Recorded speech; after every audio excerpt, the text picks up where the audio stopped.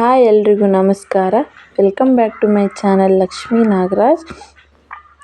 Please ಈ video ಯಾರಾದರೂ subscribe ಮಾಡದೆ ನೋಡ್ತಾ ಇದ್ದರೆ ಪ್ಲೀಸ್ ಸಬ್ಸ್ಕ್ರೈಬ್ ಮಾಡಿ, ಹೊಸ ಯೂಟ್ಯೂಬರ್ಸ್ಗೆ ಹೆಲ್ಪ್ ಮಾಡಿ ಅಂತ ಹೇಳ್ತಾ ಇವತ್ತಿನ ವಿಡಿಯೋ ಸ್ಟಾರ್ಟ್ ಮಾಡ್ತಾ ಇದ್ದೀನಿ. ಫಸ್ಟು ಸೋರೆಕಾಯಿ ಪಲ್ಯ ಮಾಡೋದು ಹೇಗಂತ ನೋಡೋಣ. ಸೋರೆಕಾಯಿ ಇದು ನಮ್ಮ ಮನೆ ಹಿಂದೆನೇ ಬೆಳೆದಿರೋ ಸೋರೆಕಾಯಿ.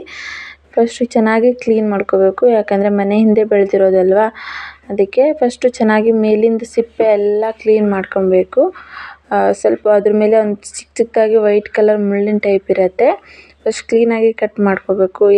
ಚಿಕ್ಕದಾಗಿ ಕಟ್ ಮಾಡ್ಕೋಬೇಕು, ಯಾಕಂದರೆ ಇದು ಈ ಸೋರೆಕಾಯಿ ಸ್ವಲ್ಪ ಬೇಯೋದಕ್ಕೆ ಸ್ವಲ್ಪ ಲೇಟ್ ಆಗುತ್ತೆ. ಚಿಕ್ಕದಾಗಿ ಕಟ್ ಮಾಡಿದರೆ ಬೇಗನೂ ಬೇಯುತ್ತೆ, ಚೆನ್ನಾಗೂ ಬೆಂದಿರುತ್ತೆ, ಮತ್ತು ಮಸಾಲೆ ಇಟ್ಕೊಂಡು ಟೇಸ್ಟ್ ಚೆನ್ನಾಗಿರುತ್ತೆ. ಅದಕ್ಕೆ ಸ್ವಲ್ಪ ಚಿಕ್ಕದಾಗಿ ಕಟ್ ಮಾಡ್ಕೋಬೇಕು. ನಾನು ಈ ಕಡೆ ಅನ್ನಕ್ಕಿಟ್ಟು ಈ ಕಡೆ ಕಟ್ ಮಾಡ್ಕೊತಾ ಇದ್ದೆ. ಅನ್ನನೂ ಆಗುತ್ತೆ ಪಲ್ಯನೂ ಆಗುತ್ತೆ ಅಂತ ಹೇಳಿ. ಮತ್ತು ಇದನ್ನು ಕಟ್ ಆದಮೇಲೆ ಕ್ಲೀನಾಗಿ ತೊಳಿಬೇಕು.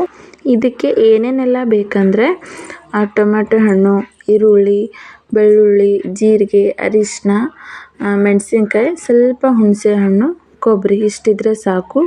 ಫಸ್ಟು ಕೊಬ್ಬರಿ, ಮೆಣಸಿನ್ಕಾಯಿ, ಹುಣಸೆ ಹಣ್ಣು, ಬೆಳ್ಳುಳ್ಳಿ, ಇದನ್ನು ಜೀರಿಗೆ ಇದನ್ನು ಮಿಕ್ಸಿ ರುಬ್ಕೋಬೇಕು ನೀಟಾಗಿ, ಅಂದರೆ ನುಣ್ಣಗೆ ರುಬ್ಕೋಬೇಕು.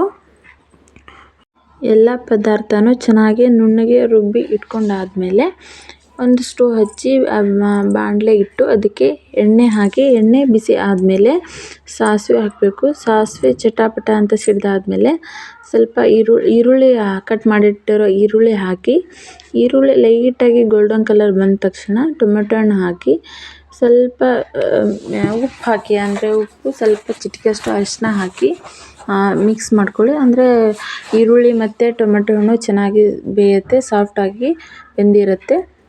ಅದಾದಮೇಲೆ ನಾವು ರುಬ್ಬಿಟ್ಕೊಂಡಿರೋ ಮಸಾಲೆನ ಆ್ಯಡ್ ಮಾಡಿ, ಮಸಾಲೆನ 5 ನಿಮಿಷ ಚೆನ್ನಾಗಿ ಬೇಯಿಸಿ ಅದು ಎಣ್ಣೆ ಬಿಟ್ಕೋಬೇಕು.